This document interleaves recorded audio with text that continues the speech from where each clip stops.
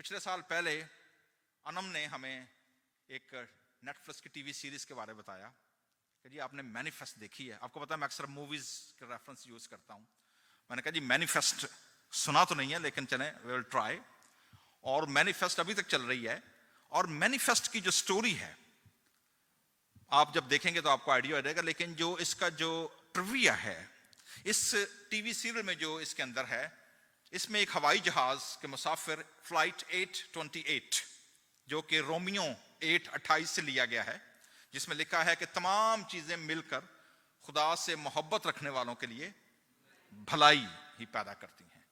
सो वो फ्लाइट का नंबर होता है 828 और वो फ्लाइट जो है जब वो उड़ती है, उड़ने के बाद वो फ्लाइट फिजा में गायब हो जाती है, उसका डिस्कनेक्टिविटी हो जाती है कंट्रोल टावर से।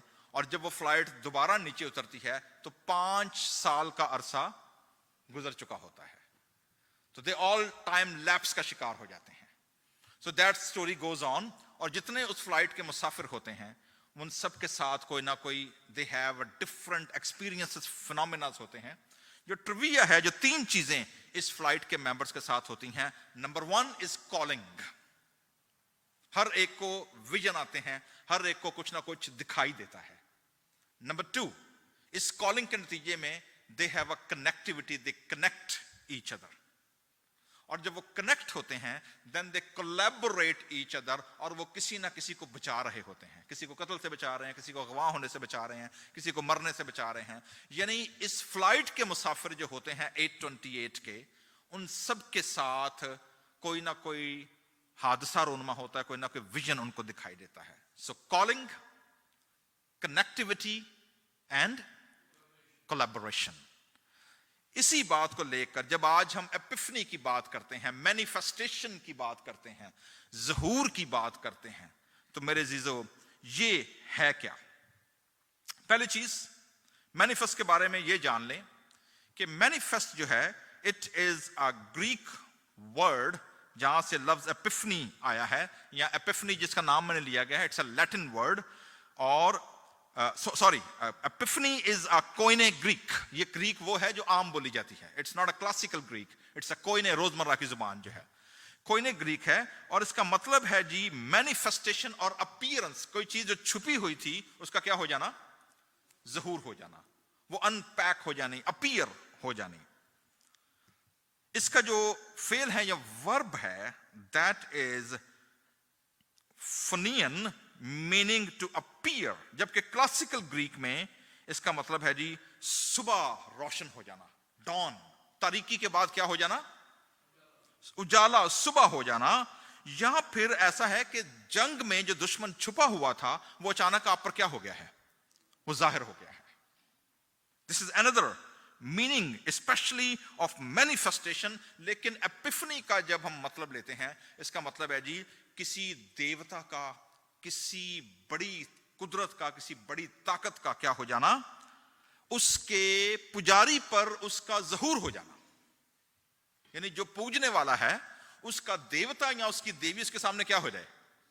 हाजिर हो जाए, जाहिर हो जाए। So it is a deity to a worshipper. यहीं से लफ्ज थियोफनी आया है जी। Theophany is a Greek term again, it's a compound word. Theos मतलब खुदा ग्रीक में, एंड फनी मीन्स फिनोमिना से, यानी खुदा के ज़हूर का फिनोमिना।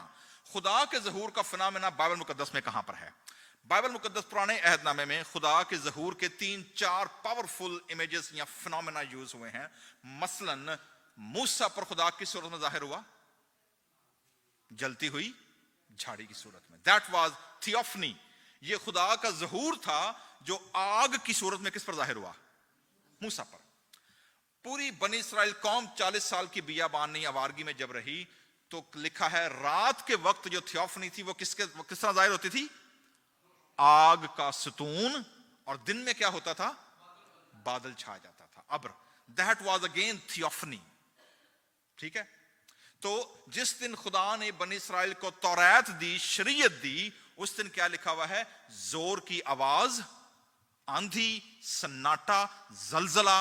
यानी there are various natural phenomena कि जहां खुदा की प्रेजेंस होती है वहां पर वेरियस इस किस्म के फिनोमेना हमें बाइबल मुकद्दस में नजर आते हैं। मसलन ईद पेंतिकोस्त वाले दिन सेम फिनोमेना हुआ जब खुदा ने शरीयत दी थी, पहाड़ हिल रहा था, आंधी आई, सन्नाटा हो गया, जोर की आवाज आई, और सेम चीज हुई किस दिन?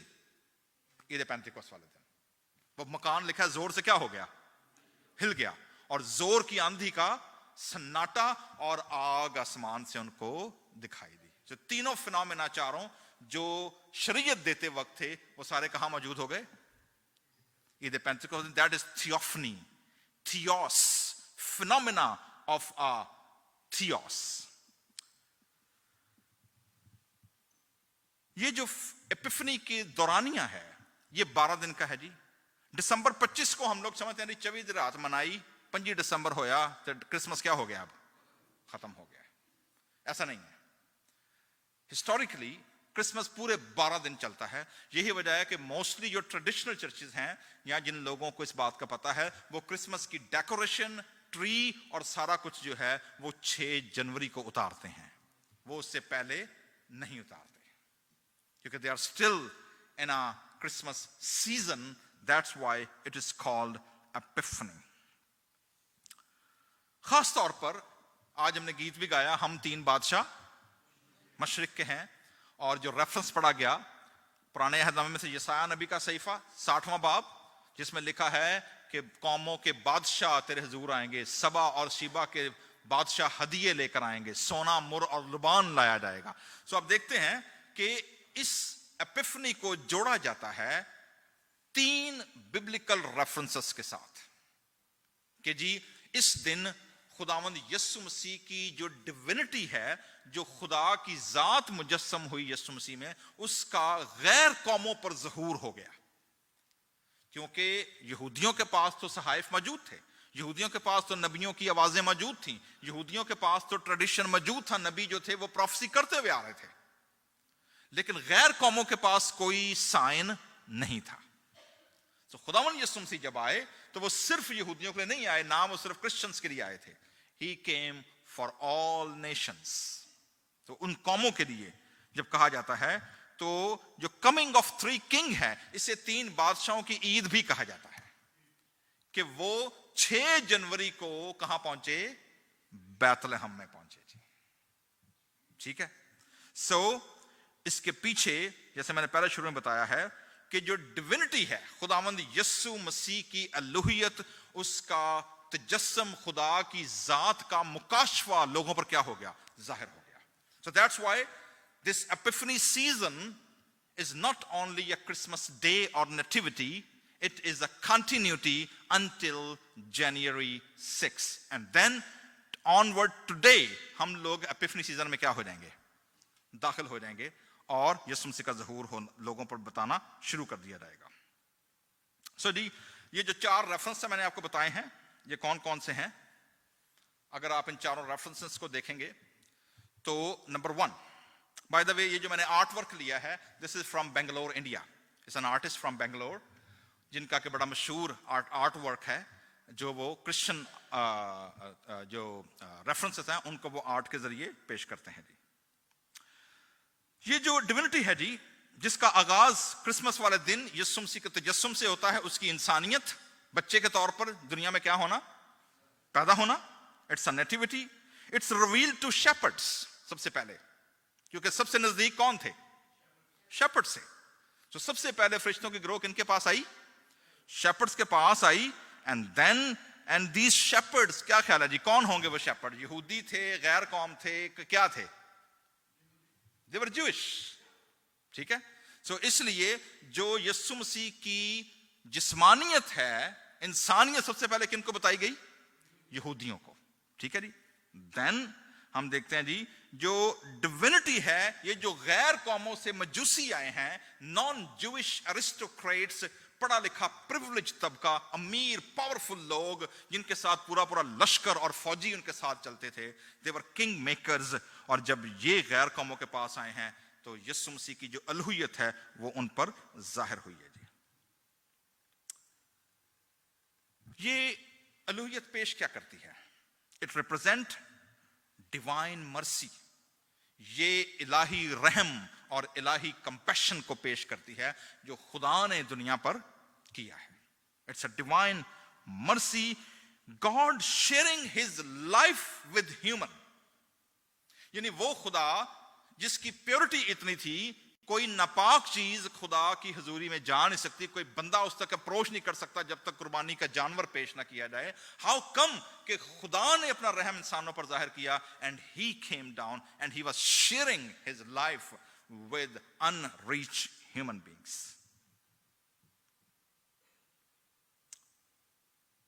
It is also a revelation about worship. इस पे हम कभी बाद में बात करेंगे, लेकिन जो 4 रेफरेंस है जी जिनका जिक्र बाइबल मुकद्दस में किया गया है, आप बताएंगे जी पहला रेफरेंस हमें क्या पेश कर रहा है? किस किस तरफ, कौन कौन सा रेफरेंस है तस्वीरों में? क्या ख्याल है जी? ओके जी, पानी को मैं बनाना, देन मजूसी आए हैं, और बैप्टिज्म है।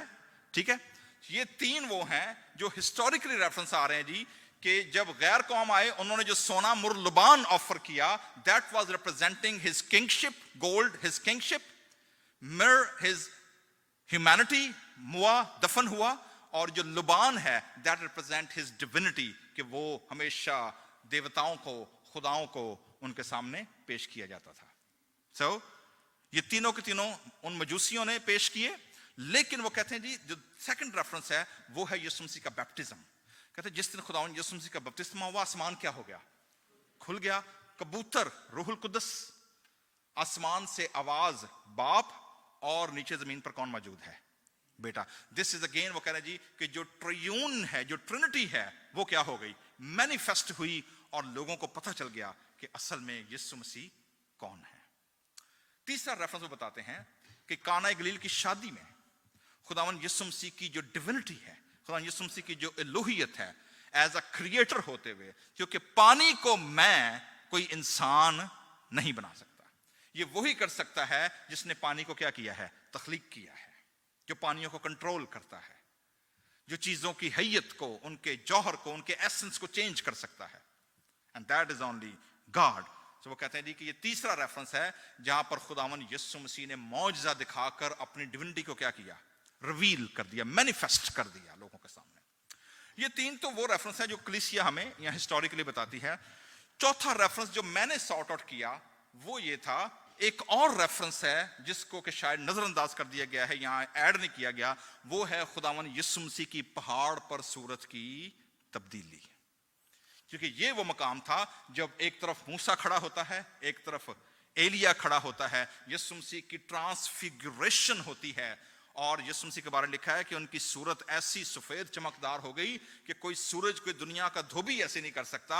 और फिर अगेन आसमान से क्या आती है कि ये मेरा प्यारा बेटा है, इसकी सुनो। यानी शरीयत और अंबिया वो दोनों के दोनों मर्ज होकर किसको रिप्रेजेंट कर रहे हैं? यीशु मसीह को। मूसा तौरात का नुमाइंदा होते हुए, एलिया सहाइफ अंबिया का नुमाइंदा होते हुए, यानी पूरी पुराने अहदनामे की जो प्रोफेसी है, जो शरीयत है, it's completed, fulfilled in the personality and the person of Jesus Christ. तो वो खुदा की जात हमारे दरमियान उतरी जी।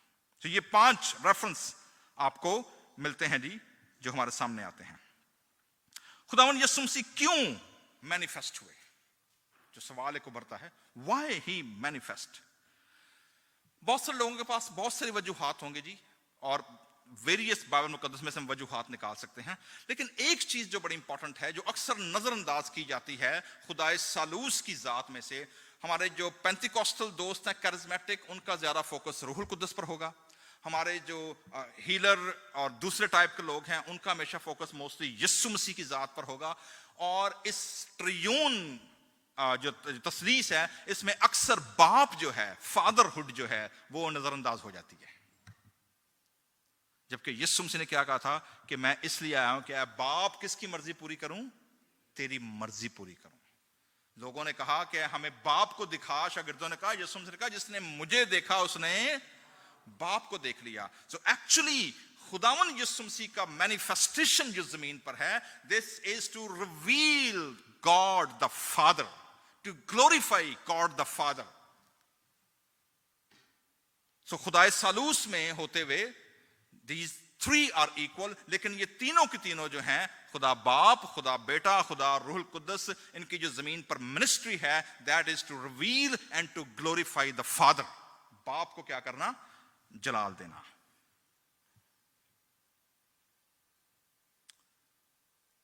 ट्रेडिशन और हिस्ट्री इसके अंदर क्या है जी? That's interesting to no.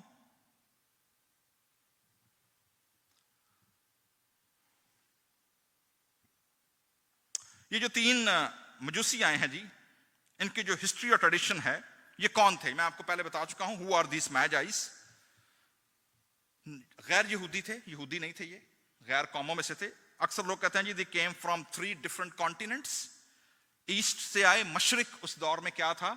Africa था, क्योंकि इंडिया से लेकर अफ्रीका तक, इंडिया से लेकर मिडल ईस्ट तक आपको एस्तर मलका के दौर की सरजमीन मिलती है, जिसमें बादशाह जो अरिस्तर्खस था, कहां से लिखा है जी? हिंदुस्तान से लेकर कूश तक, यानी इंडिया से लेकर अफ्रीका तक उसकी क्या थी? हुकूमत थी. और तीसरा वो कहते हैं जी यूरोप से मजूसी आए. अक्सर लोग, एक और ट्रेडिशन है, मैं भी इसकी तरफ आता हूं, लेकिन जो इसमें जो बड़ा ट्रेडिशन है वो ये है कि आप देखेंगे तीन जो मजूसियां, तीन जो आपको मजूसियों की शक्ल नजर आती हैं, आप देखेंगे इसमें एक कॉकेशियन नजर आता है आपको, एक ब्राउन है, और एक कौन है? एक अफ्रीकन, एक ब्लैक है. ठीक है. तो ये जो तीनों हैं, चर्च के अंदर ट्रेडिशन ने इनको नाम भी दिए हैं. जो व्हाइट अमेरिकन कह रहा हूं, जो कॉकेशियन है, जो व्हाइट बंदा है, उसका नाम उन्होंने रखा जी कैस्पर. उसका नाम क्या है? कैस्पर. जो आपको ब्राउन नजर आएगा, उसका नाम मेलख्वायर और मलकियार, जिसे उर्दू या हिंदी में कहा जाता है. और तीसरे का नाम दिया उन्होंने बेल्तजार. इस यही वजह है कि नए साल में जब वो क्रिसमस की ट्रेडिशन उतारते हैं, अक्सर लोग अपने घरों के ऊपर एक फ्रेज लगाते हैं उस साल के लिए, और वो लगाते हैं फॉर्मूला जो आपको सामने नजर आ रहा है. अगर मैं 20 को ऐड करूं और आगे एंड में 23 ले जाऊं, और बीच में क्या है? C, M and B. ये तीनों C, M, B जो है, तीनों बादशाहों के या तीनों मजूसियों के भी क्या पेश करते हैं? C stand for Caspar, Melchior and Balthazar. कुछ लोग कहते हैं जी कि ये ट्रेडिशन है, हम इसे नहीं मानते चूंकि बाइबल मुकद्दस में नहीं है, लेकिन आप इसको प्रेयर के तौर पर यूज कर सकते हैं. तो लैटिन में कुछ लोगों ने दुआ इसको बनाई, और उन्होंने क्या कहा? लैटिन में कहा जी क्रिस्तो मेंसियन बेनेडिक्ट, मतलब क्राइस्ट ब्लेस दिस हाउस.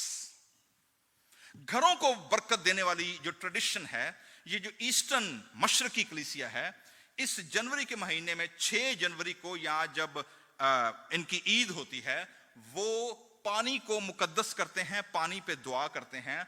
और जो कलीसिया के मेंबर्स होते हैं, वो साल के आगाज में अपने घरों में उस पानी को क्या करते हैं? वो छिड़कते हैं. यहां लोग अपने घरों में इबादत रखवाते हैं, ताकि अगले पूरे साल के लिए जो खुदावंद की ब्लेसिंग है, जो खुदावंद की बरकत है, जो खुदावंद की फेवर है, वो इस घर पर मौजूद रहे.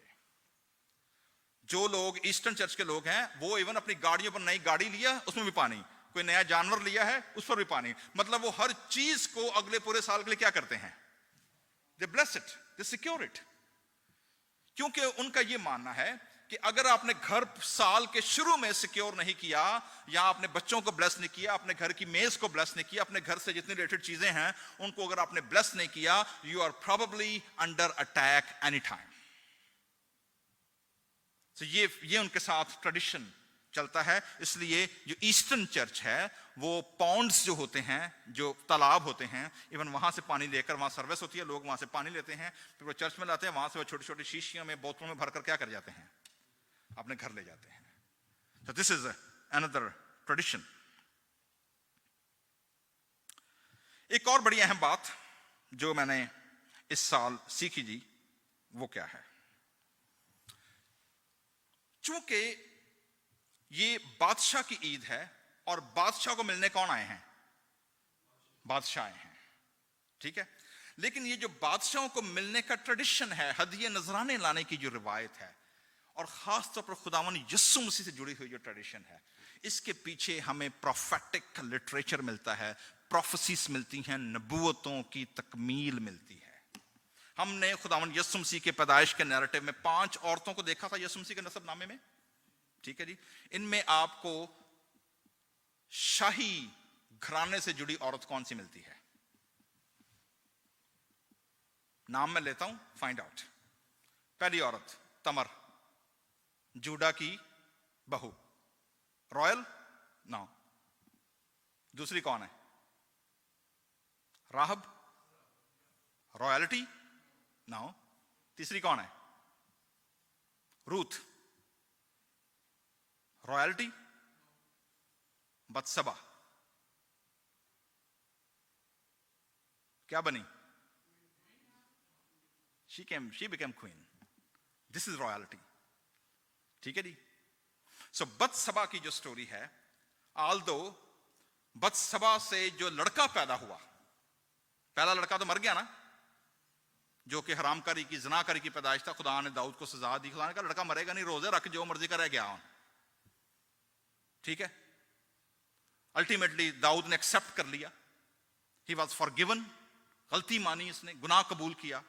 एंड देन खुदा ने जो दूसरा बेटा बख्शा, उसका नाम यदीदिया इब्रानी में रखा, खुदा का प्यारा, and he was known as Solomon, prince of peace, सुलेमान बादशाह। किससे पैदा हुआ? बत्सबा से, ठीक है जी। सो बत्सबा से पैदा हुआ। Now there are various comparison, और आपको इन दोनों के दरमियान, खुदावन यीशु मसीह और सुलेमान बादशाह के दरमियान, आपको दिलचस्प हैरत अंगेज कंपैरिजन और कंट्रास्ट मिलेगी। How Solomon fulfil the prophecy of the coming king. ज़बूर 72 जो हम गाते हैं, रहेगा ना सराती कर, रहेगा जद तलक। ज़बूर 72 जो है, अगर आप उसका सरनामा देखेंगे तो वो सुलेमान बादशाह के लिए दुआ की गई है। It is not for any other king. लेकिन वो सुलेमान बादशाह, ही सर्व्ड 40 years एंड डाइड, वो तो इटर्नल किंग नहीं हो सकता। इटर्नल किंग जो है वो आने वाला है। So he was, it was a prophetic utterance कि जो इटर्नल किंग है वो आने वाला है। और वो कौन है? वो खुदावंद यीशु मसीह है। So how that relate with Solomon? Number 1, कलाम में लिखा है जी कि सुलेमान की हिकमत और दानाई इस कदर पावरफुल थी कि इर्द गिर्द की कौमों से बादशाह और मलकाएं और लोग अपने हदिये नजराने लेकर के आए, बादशाह को मिलने और सुनने के लिए आए। इनमें सबसे मशहूर वाकया जो है वो किसका है? Queen of Shiba, African queen. Africa से वो मलका चलती है और सुलेमान की हिकमत सुनने के लिए आती है। ये वाकया आपको सलातीन की पहली किताब 10वें बाब में और 2 क्रॉनिकल्स तवारीख की दूसरी किताब 9वें बाब में आपको लिखा हुआ मिल जाएगा। यही वजह जी आपको अफ्रीकन ज्यूस नजर आएंगे। वो कहेंगे जी कि काले यहूदी कित्थों आ गए, but they trace their heredity from queen Sheeba.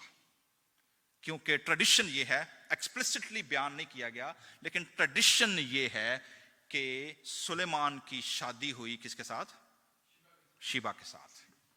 That's how जो अफ्रीकन ज्यूस हैं उनका ट्रेस मिलता है कि वो वहां पर पैदा हुए जी। इस सारी सिचुएशन में मेरे जीजो चंद एक चीजें जो आपको सुलेमान बादशाह के साथ नजर आएंगी, और वो क्या है? पहली चीज आप देखेंगे कि मजूसियों को साइन क्या दिया गया था? नहीं, सितारे तो रहनुमाई की ना, साइन क्या था? तो गौर से रिमाइंड कराएं, what was the sign?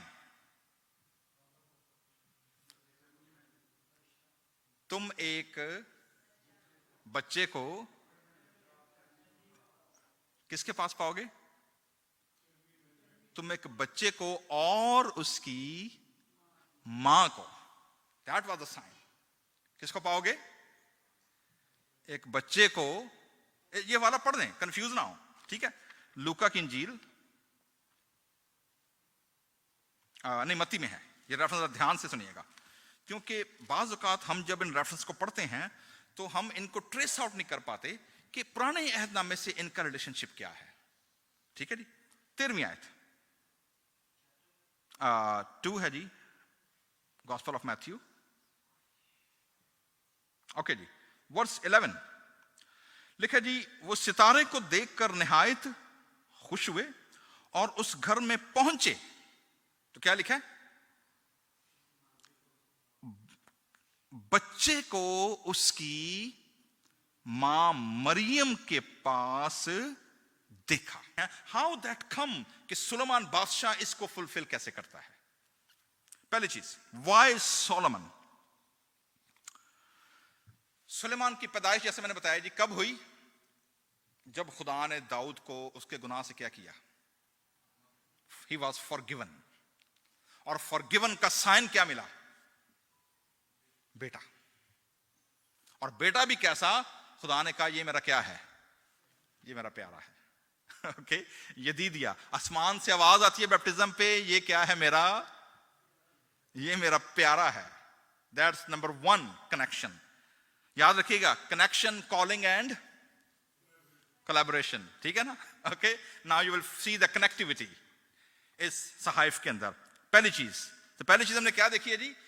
Solomon was a promised son after forgiveness. That's number 1. Suleman का नाम का मतलब क्या है? शलोमो, शलोम, प्रिंस ऑफ पीस, सलामती का फर्जंद। खुदा ने सलामती, पीस बख्शा। नंबर 2,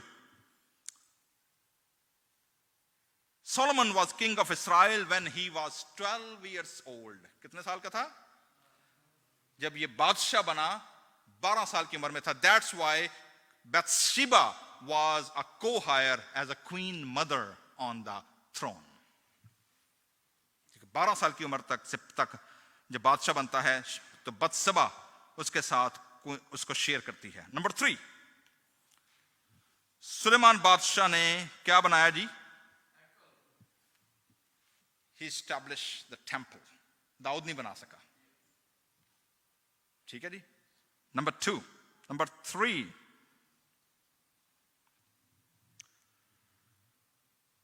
पूरे जो 12 कबीलों की सल्तनत थी उसकी यूनाइटेड किंगडम ऑफ इजराइल का आखिरी बादशाह कौन था? सुलेमान। इसके बाद सल्तनत क्या हो गई? तकसीम हो गई।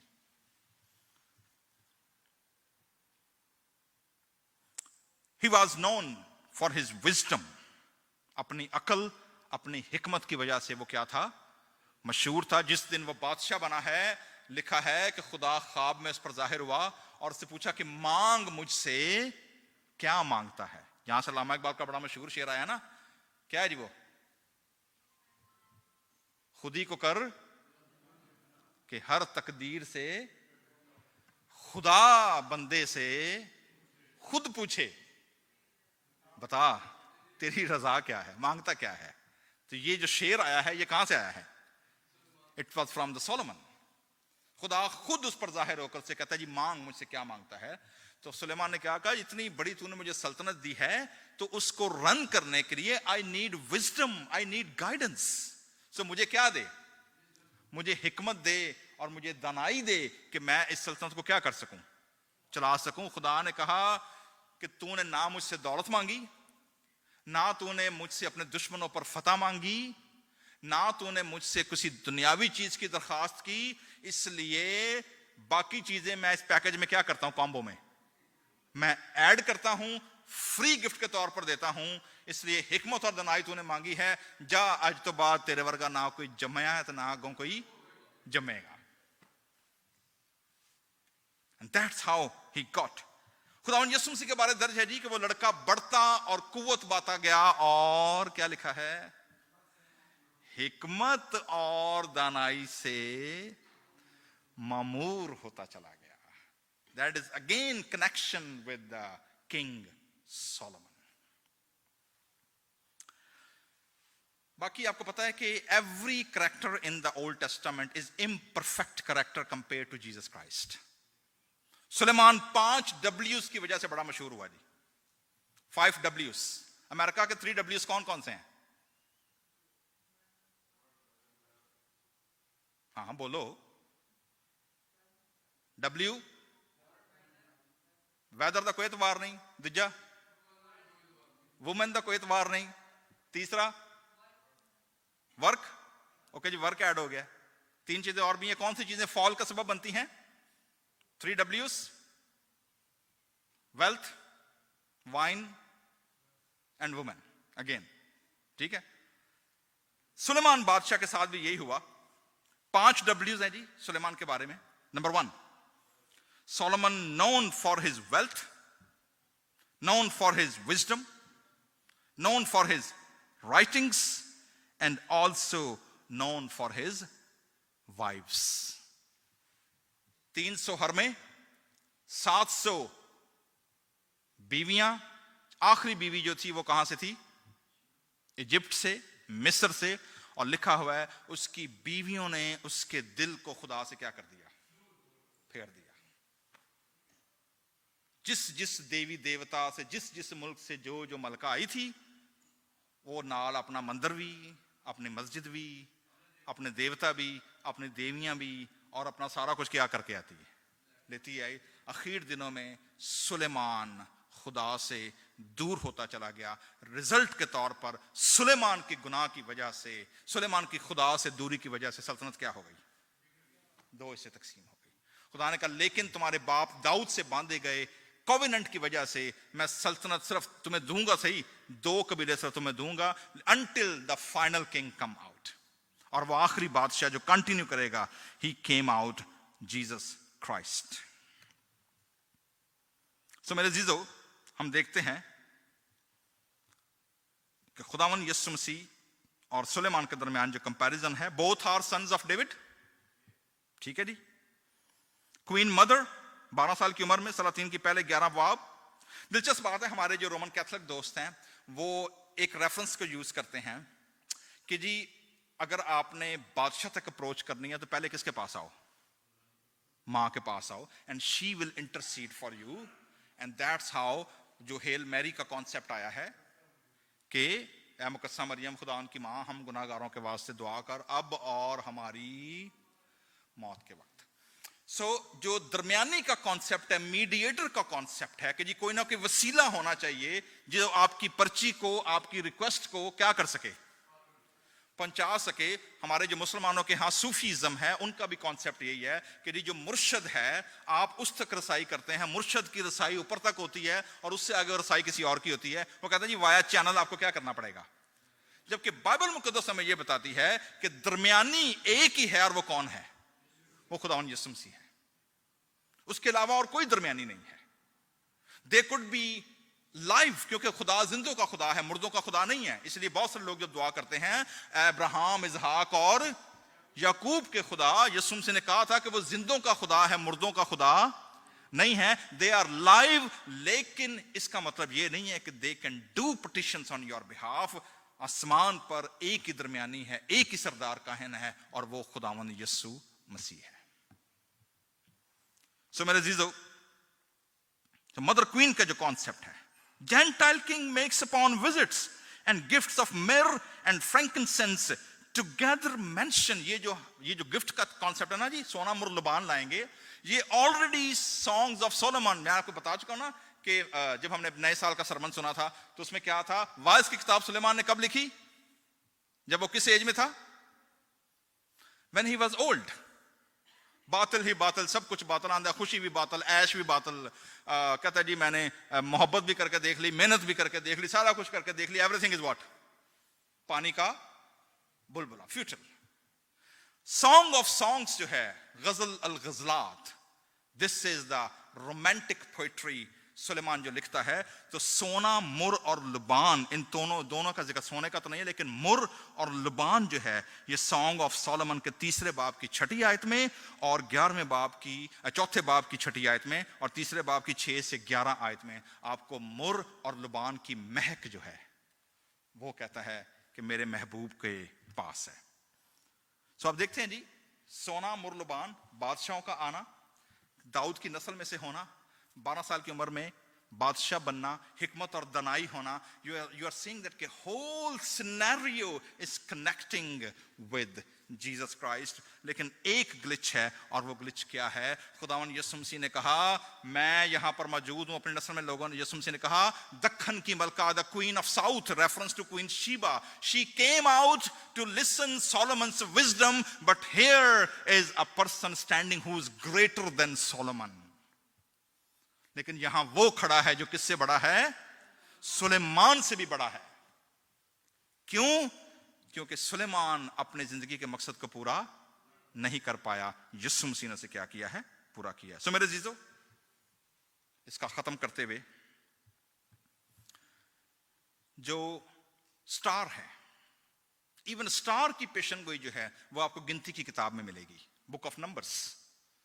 जब बलाम को बुलाया गया, अब एक और कनेक्शन मैं आपको बताने लगा हूं इन मजूसियों के साथ ही. बादशाह का कनेक्शन देख लिया ना आपने, सोना मुरलबान का कनेक्शन भी समझ आ गया, ठीक है ना? हदिया नजराने क्यों लेकर आए? क्यों मां की निशानी दी गई? क्योंकि जब सुलेमान के पास लोग आते थे मिलने के लिए, बैठने के लिए, when he became a king, तो उसके साथ तख्त पे कौन बैठी होती थी? उसकी मां साथ बैठी होती. That was the Jewish tradition continuously. सितारे का कनेक्शन अब देखते हैं जी. सितारा, स्टार ऑफ बैथलेहम, इसकी पेशन कोई पता किसने की थी? बलाम ने. और ये बलाम कौन था जी? आखोगे यह कौन सी पाई रही? बलाम वो था जिसको बलक बिन फगूर ने बुलाया, दूसरे बादशाह ने. उन्होंने कहा यार ये जो कौम आ रही है ना बियाबान में से, इधर आगे कोई टिकता ही नहीं. पिछले 5 बादशाहों ने मार के आई है, बियाबान में से जहां से गुजरती है इनका खुदा इनके साथ होता है. तेरा चूंकि खुदा के साथ राबता, तेरा जरा आना जाना तेरी चलती है, तू एक काम कर, इन पर लानत कर दे, इनको कर्स कर दे. ठीक है जी. भाई बलाम ही आए. बलाम ने जब देखा उन्हें क्या हुआ है, वे उसको रोया मिली. खुदा ने कहा उधर दा मुंह ना करी. Why? Because they are an apple of my eye. ये वो कौम है जो शेरनी की तरह उठती है, ना इन पर अफसून चलता है, ना कोई जादू और ना कोई टोना. इन पे जो मर्जी वार कर लो, इन्हां ते कोई असर नहीं जी होना. इत्थे साडे क्रिश्चियन भाई ने, ओ जी साडे घर कोई किल मार गया है, ओ जी साडे घर कोई गोश्त सुट गया है, ओ जी साडे घर कोई टोना कर गया है, ओ कोई सुइयां चुभ गया. मतलब what the rubbish we are talking about as a Christians. खुदा के कवेनेंट के नीचे होते हुए, खुदा की प्रोटेक्शन, खुदा की फेवर के नीचे होते हुए कोई इस तरह की कोई चीज आप पर हमला कर जाए, आई कांट बिलीव दैट. अगर आपका खुदा के साथ रिलेशनशिप क्या है? स्ट्रांग है. तो ये बलाम ने पेशन गोई की थी कि याकूब में से क्या निकलेगा?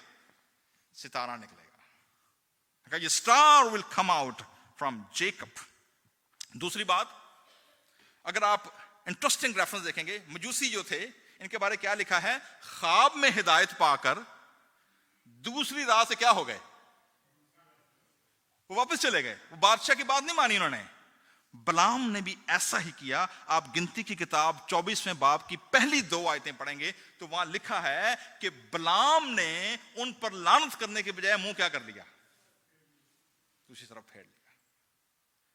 So Balaam is also fulfilling a prophecy through Magi's कि जी मजूसी भी ख्वाब में हिदायत पाकर दूसरी राह से क्या हो गए? निकल गए. So that is epiphany to the Gentiles. दूसरे लोगों तक जैसे ही ज़हूर होता है कौमों तक, खुदा हमारे सामने आता है जी. So मेरे जीजो, मजूसी और आज की जो ईद है एपिफनी, खुदा की अलूहियत हम पर जाहिर होती है. We need to know कि हम जिस खुदा की प्रस्तश करते हैं वो इंसान बना, और दुनिया की कौमें और कबीले उसके पीछे पीछे चलेंगे. सो क्या हम ये जो ज़ियारत है हमारी मजूसियों के साथ, are we able to do that? क्या हम इतवार को जब चर्च आते हैं, जब हम तैयारी करते हैं खुदा की ज़रूरी में आने की, जब हम हदिये नजराने दैज की ऑफरिंग के बारे सोचते हैं, what kind of offering we offer? क्या हम सारा साल एक ही जगह पर टिके रहते हैं, या हम खुदा को कोई कीमती चीज भी देना चाहते हैं? They guided by silent star, they loaded with gifts and wealth of nations, their heart full of joyful worship. Magi's lived privileged life, yet their restless heart only rested in the presence of the divine king. यहां पर हमारे पास America में दुनिया की privileges हो सकती हैं, चीजें सारी अवेलेबल हो सकती हैं, खाना खुला हो सकता है, एवरीथिंग वी हैव, हम डॉलर भी कमाते होंगे, हमारे पास गाड़ियां भी होंगी, घर भी होंगे, सारा कुछ होगा, but if our hearts are still restless, अगर फिर भी हमारे होल्स खत्म नहीं हो रहे, होप पूरी नहीं हो रही, it means something is missing, which can only fulfilled when we come and offer our hearts in the presence of the Lord. So manifest in the New Testament हमारे लिए ये साइन है कि वो मजूसी खुद आज सितारा बने हुए हैं। आज 21वीं सदी के इस तरफ आकर मजूसी आज भी हमें इंस्पायर कर रहे हैं, मजूसी आज भी चैलेंज देते हैं। तो क्या हमें पता चला है जी? Number 1, Christ is greater than Solomon. यहां वो है जो सुलेमान से भी क्या है, बड़ा है। Christ made us all co-heirs of God's children. बाकी तो कोई बंदा बादशाह के अलावा तख्त पर बैठ नहीं सकता था, लोग कत्ल गारत कर देते थे, मार देते थे अपने रिश्तेदारों को, बच्चों को। आपने देखा उसने बादशाह ने क्या किया, हेरोदिस ने, उसने सारे बच्चे 2 साल के क्या करवा दिए। खुदावन यीशु मसीह वो वाहिद बादशाह है जो मुझे और आपको कत्ल करने की बजाय, भगाने की बजाय, हमें आसमानी मकामों पर अपने साथ बिठाकर विरासत का हकदार बना देता है। ये और कोई बादशाह नहीं कर सकता, ये सिर्फ यीशु मसीह की जात करेगी। इफिसियों 2 बाब की 4-7वीं आयत है। हम यीशु मसीह के वसीले खुदा के खानदान में उसके बेटे बेटियां बन गए हैं। अब्राहम की विरासत यीशु मसीह के वसीले मुझे और आपको क्या है, वो मिल गई है। तो मेरे जीजो, खुदा हमसे क्या चाहता है? खुदा हमसे सिर्फ एक चीज चाहता है कि वो ये नहीं चाहता कि हम अपना कोई सोना चांदी मुर्लबान से पेश करें। The most important thing what he asks is our heart, कि हम अपना दिल उसे क्या करें, उसे नजर करें। आइए अपने सरों को झुकाएं, take a moment of silence और